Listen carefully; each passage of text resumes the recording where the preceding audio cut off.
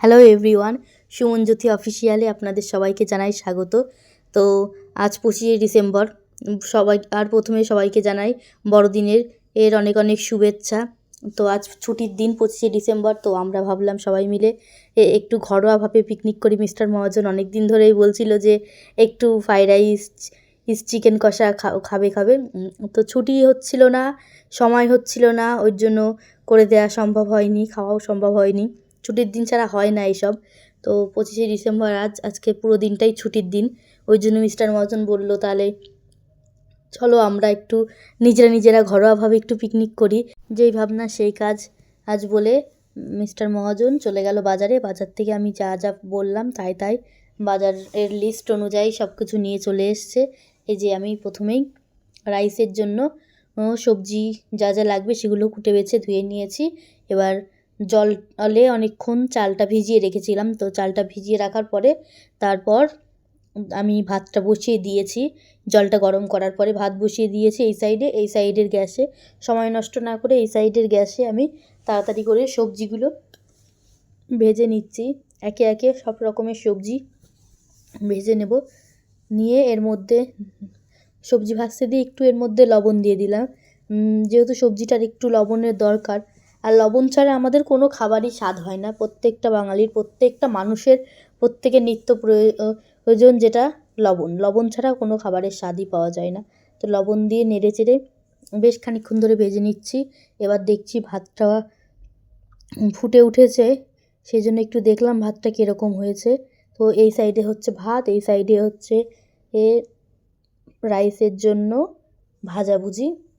জোর কদমে রান্নার প্রস্তুতি চলছে, যেহেতু ঘরোয়াভাবে একটু রান্না নিজেরাই করছি, নিজেরাই পিকনিক মতন। তো ওই সাইডে ভাতটা হয়ে যাওয়ার পরে আমি এখন ভাতটা উপর দিয়ে দিচ্ছি। আর ওই সাইডে ভাজাটা হয়েই গেছিলো। তারপরে আমি ওর মধ্যে আগে থাকতে ভিজিয়ে রেখেছিলাম একটু কাজু কিশমিশ। তো ভিজিয়ে রাখা কাজু কিশমিশটাও একটু দিয়ে ওর মধ্যে নাড়াচাড়া করে একটু ভেজে নিলাম। দেওয়ার পরে ভাজা হয়ে গেছে। এবার আমি এটা তুলে রাখছি। তুলে রাখার পরে ওই দিকটায় আমি দিয়েছিলাম ভাত উপর। তো ভাতটাও আমার প্রায় এই ফ্যান হয়েই গেছে। তো আমি এখন ভাতটা একটা গামলাতে ঢেলে নিচ্ছি। যেহেতু ভাতটা অনেক গরম, সেই জন্য একটু হালকাভাবে ঠান্ডা হওয়া দরকার। তো ভাতটা ঠান্ডা হতে দিলাম, আমি একটু গামলার মধ্যে ঢেলে রাখলাম। এখন আমি আবার ওই কড়াইটা নিয়ে মাংস রান্না করব বলে ওই জন্য কেটে ধুয়ে রাখা আলু ভেজে নিচ্ছি। কড়াই গরম হওয়ার পরে সরষের তেল দিয়ে আলু ভেজে নিচ্ছি। আলু ভাজতে দিয়ে দিলাম লবণ দেওয়ার খানিকক্ষণ পরে নাড়াচাড়া করার পরে হলুদ দিয়ে দিলাম, দিয়ে আলুটা ভেজে নিচ্ছি। তাও ভাজতে আমার এদিকে আবার ভাবলাম যে একটু দেখে আসি ভাতটা কি। তো তখন ভাতটা এতটা গরম ছিল যে আমি ঢালতে পারিনি। তো এখন এসে ভাতটা ওই জন্য ঢেলে নিলাম। ভাতটা ঢেলে নিতে এদিকে আমার আলু ভাজাটাও হয়ে গেল। আলুটা ভেজে রেখে তুলে রাখার পরে আমি ওই তেলেই দিয়ে দিলাম পেঁয়াজ ভেজে নিচ্ছি। পেঁয়াজটা ভাজা হয়ে গেলে আমি ওই তেলের মধ্যে দিয়ে দিলাম মশলাটা খানিকক্ষণ ধরে কষে নেব। ও এর মধ্যে দিয়ে দেবো প্রথমেই লবণ, তারপরে লবণ আর হলুদ গুঁড়ো দিয়ে একটু খানিকক্ষণ ধরে মশলাটা কষে নেব। কষে নেওয়ার পরেই এই যে আমার পরিষ্কার করে ধুয়ে রাখা যে মাংসগুলো আমি একে একে কড়াইয়ের মধ্যে দিয়ে দেবো। তারপরে একটু জিরের গুঁড়ো, ধনের গুঁড়োও দিয়ে দিয়েছিলাম।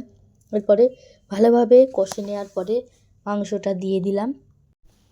ভালো করে মশলার সাথে মাংসটা নাড়িয়ে চাড়িয়ে মিশিয়ে নিচ্ছি। দেখুন জোর কদমে রান্নার প্রস্তুতি চলছে। খানিকক্ষণ নাড়াচাড়া করার পরে আমি মাংসটার থেকে যেহেতু অনেকটা জল বেরোবে, সেই জন্য আলতো আঁচে দিয়ে মাংসটা ঢেকে দিলাম। ঢেকে দেওয়ার পরে মনে হলো যে সময় নষ্ট করা যাবে না, যেহেতু সময়ের খুবই অভাব।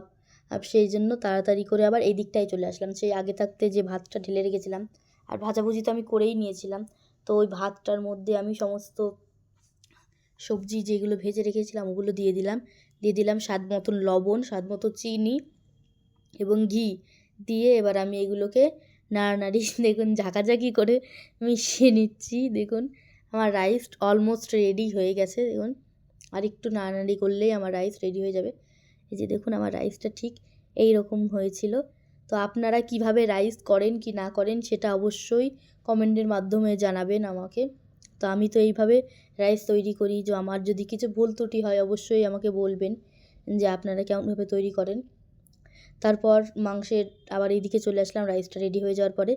মাংস ওর ঢাকাটা খুলে দেখলাম অনেকটাই জল বেরিয়েছে। তারপরে খানিকক্ষণ ধরে কষে নিয়ে ওই ভেজে রাখা আলুটা দিয়ে দিলাম, দিয়ে আবার খানিকক্ষণ ধরে নাড়াচাড়া করে মিস্টার মহাজন তো ও কষা মাংস ভক্ত, কষা মাংস না খেলে ওর হয় না। ওর জন্য ও বাটি নিয়ে দাঁড়িয়েই ছিল। তাড়াতাড়ি করে ওকে একটু কষা মাংস দিয়ে দিলাম। ও কষা মাংস নিয়ে খেয়ে নিল।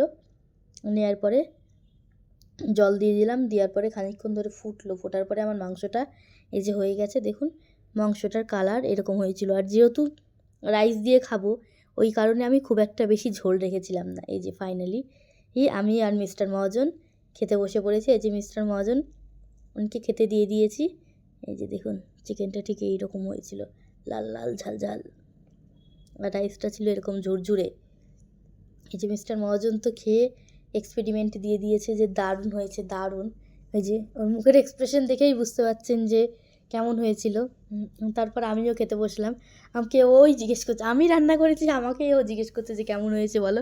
আমি অবশ্যই বললাম যে হ্যাঁ ভালো হয়েছে। তো আমাদের ঘরোয়াভাবে পিকনিকের ভিডিওটা ভালো লাগলে অবশ্যই লাইক কমেন্ট শেয়ার করবেন।